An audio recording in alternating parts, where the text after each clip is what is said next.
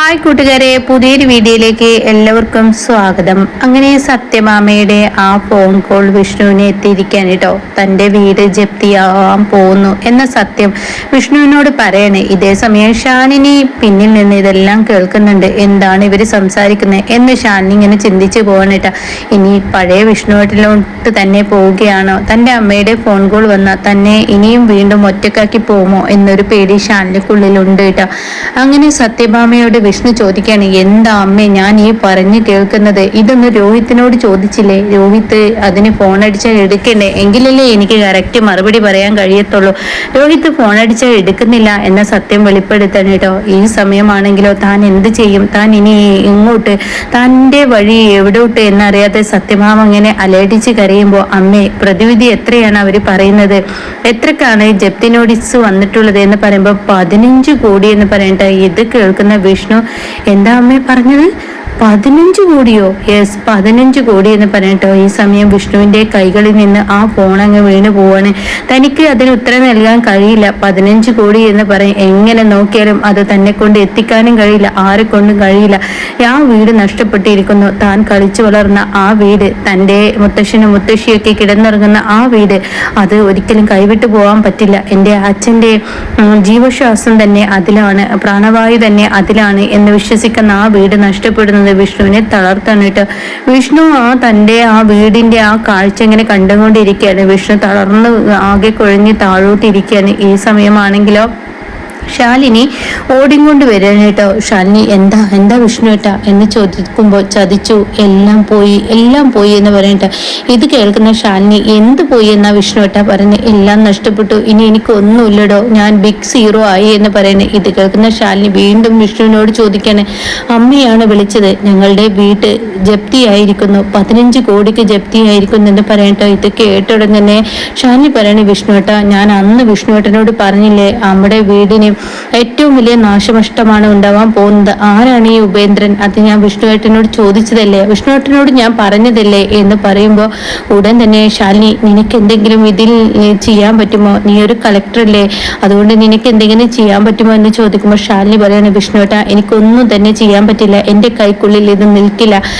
റവന്യൂവിൽ പോയിട്ടാണ് കളിച്ചിരിക്കുന്നത്, കാടിലിറങ്ങി അനധികൃതമായി മരം വെട്ടിയിരിക്കുകയാണ്, ഒരുപാട് നാശനഷ്ടങ്ങളാണ് ഉപേന്ദ്രൻ ഉണ്ടാക്കിയിരിക്കുന്നത്. ഈ ഉപേന്ദ്രൻ പറയുന്നത് ആരാണെന്ന് ചോദിക്കുമ്പോൾ എൻ്റെ അച്ഛൻ്റെ അനിയനാണെന്ന് പറയട്ടോ. അങ്ങനെ കാര്യങ്ങളെല്ലാം വിഷ്ണു പറഞ്ഞു കൊടുക്കാണ്. അപ്പോൾ അയാൾ ഇത്രയും നാളും എവിടെയായിരുന്നു എന്ന് ശാലിനി ചോദിക്കുന്നുണ്ട്. അപ്പോൾ ഉടൻ തന്നെ സിംഗപ്പൂരിലായിരുന്നു. പക്ഷേ എപ്പോഴും അച്ഛൻ പറഞ്ഞു കേട്ടിട്ടുണ്ട്, അയാൾ നാട്ടിലുള്ള സമയത്ത് ഒരുപാട് ഇതുപോലെ കടങ്ങൾ ഉണ്ടാക്കി അന്ന് ആ കടബാധ്യത എല്ലാം വീട്ടിയിരിക്കുന്നത് എൻ്റെ അച്ഛനാണെന്ന് പറഞ്ഞു കേട്ടിട്ടുണ്ട്. ഈ ഒരു ബിസിനസ്സിന് അച്ഛന് യാതൊരു താല്പര്യം ഉണ്ടായിരുന്നില്ല എന്ന് പറയട്ടെ. അപ്പൊ ഈ കാര്യങ്ങളൊന്നും രോഹിത് പറഞ്ഞില്ലേ? ഇതിനൊരു സൂചന അവർ ആദ്യമേ നൽകിയിരുന്നു, അതൊന്നും രോഹിത് പറഞ്ഞില്ലേ എന്ന് ചോദിക്കുമ്പോൾ ഉടൻ തന്നെ വിഷ്ണു, ഇല്ല അവനൊന്നും പറഞ്ഞില്ല എന്ന് പറയണട്ടോ. എന്നാൽ അവന് ഈ സത്യങ്ങളെല്ലാം അറിയാം, ഇത് മുമ്പേ പ്രശ്നത്തിലാണ് എന്ന് പറയണട്ടോ. അങ്ങനെ ശാലിനി, ഞാൻ പോട്ടെ, ഇനി എനിക്ക് ഇവിടെ നിൽക്കാനാവില്ല, ഞാൻ പോട്ടെ എന്നും പറഞ്ഞ് വിഷ്ണു തൻ്റെ വീട്ടിലോട്ട് പോകണം കേട്ടോ. പിന്നീടാണെങ്കിലോ ശാരദമ്മ, എന്താ മോളെ, ആരുടെ ഫോണാണ് വിഷ്ണുവിന് വന്നത്? സത്യഭാമയുടെ എന്ന് പറയട്ടോ. ഇത് കേട്ട ഉടൻ തന്നെ, എന്താ പ്രശ്നം അമ്മേ? സത്യഭാമയുടെ വീട് ജപ്തിയാവാൻ പോവുകയാണ്, 15 കോടി ഉണ്ടെങ്കിൽ ഇനി ആ വീട് തിരിച്ചെടുക്കാൻ കഴിയുള്ളൂ. അതിനെന്താ കാരണം? അവരിപ്പോൾ പുതിയൊരു ബിസിനസ് തുടങ്ങിയിട്ടുണ്ട്, അത് കാട്ടിൽ കയറിയാണ് കളിച്ചിരിക്കുന്നത്. ആ ബിസിനസ്സിൽ സത്യഭാമയെ ഒരുത്തൻ ചതിച്ചിരിക്കുന്നു എന്ന് പറയട്ടോ. ഇപ്പോഴെല്ലാ ബാധ്യതയും സത്യഭാമയുടെ പേരിലാണ്. അപ്പൊ ഇനി അറസ്റ്റോ കാര്യങ്ങൾ അങ്ങനെ എന്തെങ്കിലും ഉണ്ടാവുമോ? വീട് ജപ്തി ആവും എന്നേ ഉള്ളൂ, അറസ്റ്റും കാര്യങ്ങളും ഒന്നും തന്നെ ഉണ്ടാവില്ല എന്ന് പറയട്ടോ. അങ്ങനെ ഇത് കേൾക്കുന്ന ശാലിനിയോട് ശാരദാമ്മ ചോദിക്കാൻ, മോളെ നിനക്ക് അവനെ രക്ഷിക്കാൻ കഴിയുമോ എന്ന് ചോദിക്കുമ്പോൾ, അമ്മേ എനിക്കൊന്നും ചെയ്യാൻ കഴിയില്ല, ആ വീട് തിരികെ കിട്ടണമെന്നുണ്ടെങ്കിൽ ഇനിയിപ്പോൾ 15 കോടി അടയ്ക്കണം, 15 കോടി അടച്ചില്ല എങ്കിൽ ആ വീട് ലേലത്തിന് വെക്കും, പിന്നീട് അത് വാങ്ങിച്ചെടുക്കണം ആരെങ്കിലും എന്ന് പറയട്ടോ. ഇതെല്ലാം കേൾക്കുന്ന ശാരദാമ്മ ആകെ ഞെട്ടിപ്പോവാണ്. എന്തൊരു വിധിയാണ് അവന്റെ മക്കളെ തിരിച്ചു കിട്ടിയപ്പോൾ, അവന്റെ കുടുംബം തിരിച്ചു കിട്ടിയപ്പോൾ ആ പാവത്തിന്റെ വീട് നഷ്ടമായി. ഇതിനൊക്കെ കാരണക്കാരത്തി ആ സത്യഭാമ തന്നെയാണ്, സത്യഭാമയാണ് ആ കുടുംബം തകർത്തത് എന്ന് പറയാനായിട്ട്. എന്നാൽ ഈ സമയം വിഷ്ണു കയറി വരികയാണ്. വിഷ്ണു തൻ്റെ വീട്ടിലോട്ട് വരികയാണ്. അങ്ങനെ സത്യഭാമ ചോദിക്കുകയാണ്, എന്താണ് മോനെ, നീ എന്തെങ്കിലും ചെയ്യാൻ എന്നെ കൊണ്ട് പറ്റുമോ? അപ്പൊ എന്താ സംഭവിച്ചതെന്ന് പറയുമ്പോൾ ഉടൻ തന്നെ രാഘവൻ പറയണ ഇതിനൊക്കെ കാരണക്കാരി നിന്റെ അമ്മയാണ്. നിന്റെ ജീവിതം തല്ലി തകർത്തതുപോലെ തന്നെ ഈ വീടും അവള് തല്ലി തകർത്തു. ഈ വീടും എനിക്ക് നഷ്ടമാക്കി. ഇവള് കാരണം ആർക്കൊരു നേട്ടം ഉണ്ടായിട്ടില്ല. ഇവൾക്ക് ഇവളുടെ പിടിവാശിയല്ലേ മറ്റുള്ളവർക്ക് മുന്നിൽ ഇവളുടെ ഈഗോ നിലനിർത്തണം, അത്രയേ ഉള്ളൂ. മറ്റുള്ളവർക്ക് മുന്നിൽ ഇവള് നല്ല ആളായി മാറണം, അത്രയേ ഉള്ളൂ. അതിനുവേണ്ടി ഇവൾ എന്തൊന്നും ചെയ്യാൻ മടിക്കില്ല. സ്വന്തം മകനെ ഇത്രയും കാലം വിറ്റ് ജീവിച്ചു, ഇപ്പോഴിതാ ഈ വീടും വിൽക്കാൻ പോകുന്നു എന്ന് പറയാനിട്ടോ. ഇത് കേൾക്കുന്ന വിഷ്ണു അച്ഛ ഇങ്ങനെയൊന്നും പറയാതെ, പിന്നെ ഞാൻ എങ്ങനെ പറയാനേടാ, ഒരുപാട് തവണ ഞാൻ അന്ന് ഇവളോട് പറഞ്ഞതല്ലേ ഈ ഒരു ബിസിനസ് വേണ്ടെന്ന്. എന്നിട്ട് ഇവൾ എൻ്റെ വാക്കുകൾക്ക് ഒരു വില കൊടുത്തു. ഉപേന്ദ്രൻ എന്ന ചതിയനെ കുറിച്ച് ഞാൻ ഒരുപാട് പറഞ്ഞതാണ്. ഇപ്പോൾ ഉപേന്ദ്രൻ വിളിക്കുന്നില്ല, ഇപ്പോൾ ദാസ് വിളിക്കുന്നില്ല, ആരും തന്നെ ഇല്ല. ഈ ബിസിനസ്സിലോട്ട് മുന്നോട്ട് വെച്ചവർ ആരും തന്നെ ഇല്ല. ഇപ്പൊ എല്ലാ കടബാധ്യത ഇവളിലോട്ട് മാത്രം.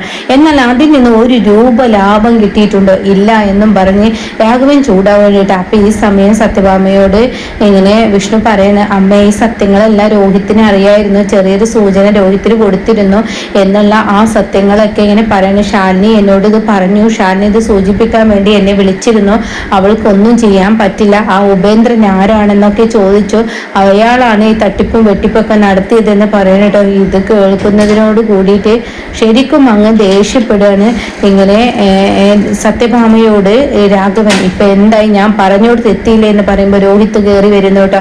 രോഹിത് ആണെങ്കിലോ എങ്ങനെയെങ്കിലും ഇവിടെ പിടിച്ചു നിൽക്കണം, ഇപ്പോഴും എന്റെ മുഖംമൂടി ഒരിക്കലും അഴിക്കാൻ പാടില്ല, കുറച്ച് കഴിയട്ടെ, അവർക്ക് ഒന്നിച്ചെന്ന് പടക്കം പൊട്ടിക്കുന്നത് പോലെ ഒരു പൊട്ടിക്കലുണ്ട് എന്നും കരുതി രോഹിത് വരേട്ട.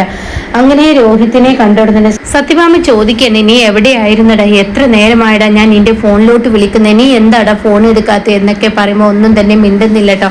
അപ്പോൾ തന്നെ രാഘവൻ പറയണേ, നീ ഒരു ബിസിനസ്സിന് ഇറങ്ങിയപ്പോൾ അതിന്റെ ലാഭവും നഷ്ടവും ഒക്കെ നിനക്കറിയാലോ, അതിലുണ്ടാവുന്ന പ്രശ്നങ്ങൾ എന്തൊക്കെയാണ് നിനക്കറിയാലോ. പക്ഷെ അതെല്ലാം നീ മറച്ചു വെച്ചത് എന്തിനു വേണ്ടിയാണ് നീ ഇത് മറച്ചു വെച്ചത്? നീ എന്തിനാണ് ഞങ്ങൾക്ക് മുന്നിൽ ഇങ്ങനെ ഒരു ചതി ഇതിൽ കിടക്കുന്നുണ്ടെന്ന സത്യം ഞങ്ങൾക്ക് മുന്നിൽ നീ വെളിപ്പെടുത്താതിരുന്നത് എന്നൊക്കെ പറഞ്ഞ് ഒച്ചയെടുക്കുമ്പോൾ ഇവിടെ എനിക്കൊന്നും അറിയില്ലായിരുന്നു എന്ന് പറയുമ്പോൾ രാഘവൻ കരണക്കുറ്റി നോക്കി ഒന്നങ്ങ് കൂടിക്കഴിഞ്ഞിട്ടോ. എടാ വഞ്ചകാനി, എന്തിനാടാ ഞങ്ങളെ ചതിച്ചത്?